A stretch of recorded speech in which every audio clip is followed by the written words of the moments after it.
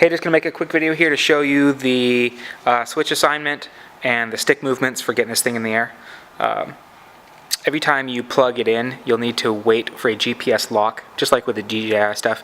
And the way that you'll know that that's happened is there's a blue LED on the very top of the stack of boards here, just in the front corner there.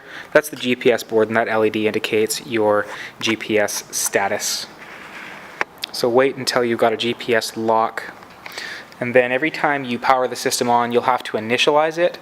And the way that you initialize it is by taking the throttle stick and going up and to the left-hand corner until it beeps. Now we've initialized the system and we're ready to arm. So the way that we arm the motors is by going both sticks down and to the right. And now we've armed the motors. We can throttle them. To disarm the motors, we go both sticks down and to the left. The switches that I have set up currently are the flap and gyro 3-position switch on the DX8, which is right here. Let me see if I can get this to focus.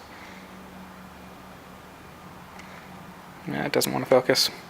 Anyways, it's this switch right here. It's a 3-position switch.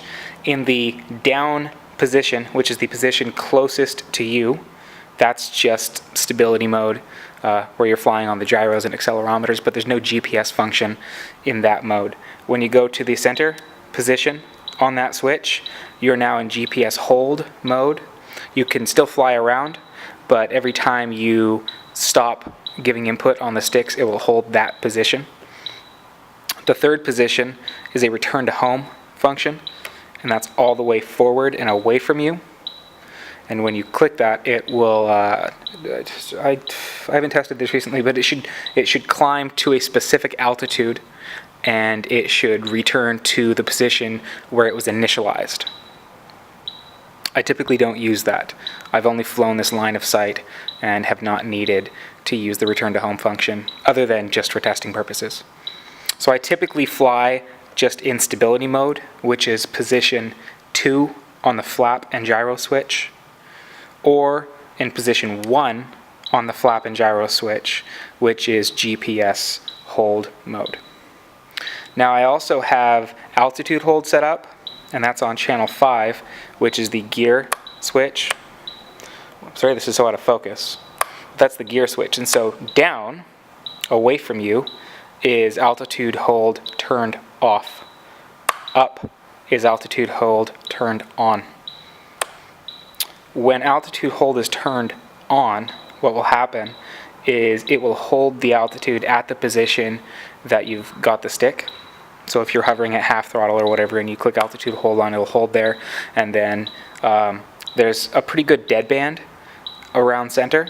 And so if you need to climb a little bit, you can, raise the stick a little bit and then return to center. Or if you need to reduce altitude, you can drop the stick and then return to center. Don't try to land and disengage the octocopter with altitude hold on. The only time I've tipped this over was when I didn't realize I still had altitude hold on. I landed it and the motors didn't throttle down all the way, so I went to disengage the motors and it tipped over because the throttle was at a higher point than it should be at idle. Again, I typically don't use the altitude hold too much. This is a very stable setup, and just flying around, once you get a stable hover, it tends to hold altitude very well on its own.